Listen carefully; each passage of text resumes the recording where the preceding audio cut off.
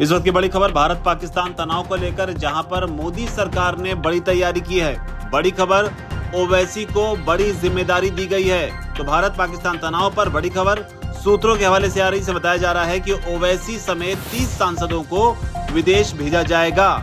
जो कि दुनिया भर में पाकिस्तान की पोल खोलेंगे। जिस तरीके से ऑपरेशन सिंदूर को भारत ने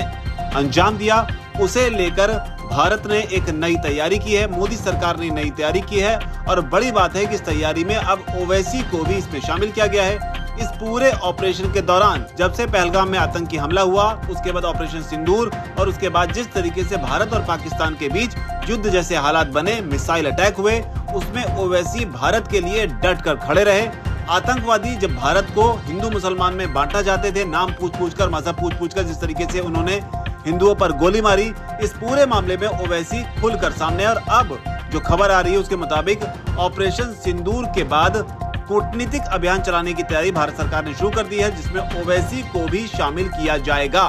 जिनकी जिम्मेदारी होगी कि वैश्विक मंच पर जाकर पाकिस्तान जिस तरीके से आतंकवाद को स्पॉन्सर करता है, उसे बेनकाब किया जाए। और बताया जा रहा है कि अगले हफ्ते से ही इन नेताओं को अलग अलग देशों में भेजा जाएगा। और जो बड़ी बात है वो ये है कि केंद्र सरकार ने जो लिस्ट तैयार की है, उसमें कई राजनीतिक दलों के सांसद जो हैं वो शामिल हैं। इसके अलावा जिन पार्टी के सांसदों को इसमें शामिल किया गया है, जो खबर है उसके मुताबिक उन सांसदों ने भी अपनी मंजूरी जो है, अपनी उपस्थिति की जो मंजूरी है वो दे दी है। हालांकि फाइनल लिस्ट क्या होगी और इसमें कितने सांसद तैयार होंगे और कौन कौन से देशों में इन सांसदों को भेजा जाएगा, उसकी जानकारी अभी और आनी बाकी है। लेकिन फिलहाल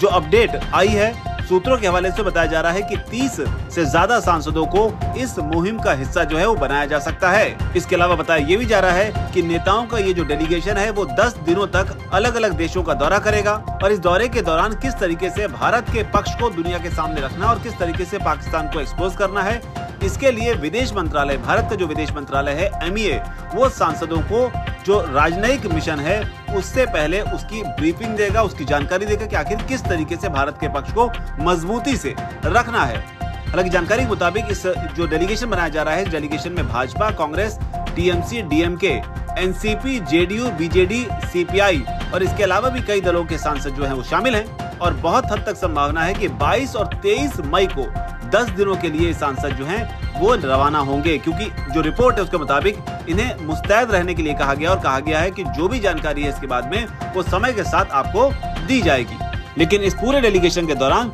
जिन दो नामों की सबसे ज्यादा चर्चा हो रही है, वो नाम शशि थरूर और असदुद्दीन ओवैसी का है, क्योंकि राजनीतिक तौर पर ओवैसी और थरूर दोनों ही प्रधानमंत्री मोदी और बीजेपी की जो आइडियोलॉजी है उसके बिल्कुल विपरीत है। ओवैसी जहां मुस्लिम नेता कहे जाते हैं, तो वहां बीजेपी की राजनीति इससे बिल्कुल उलट मानी जाती है, जबकि थरूर जो है वो कांग्रेस पार्टी के हैं। हालांकि हाल फिलहाल के दिनों में वो जरूर कुछ ऐसे बयान देते दिखाई पड़ रहे हैं जो कांग्रेस को उतने पसंद नहीं आ रहे हैं। लेकिन ओवैसी के नाम पर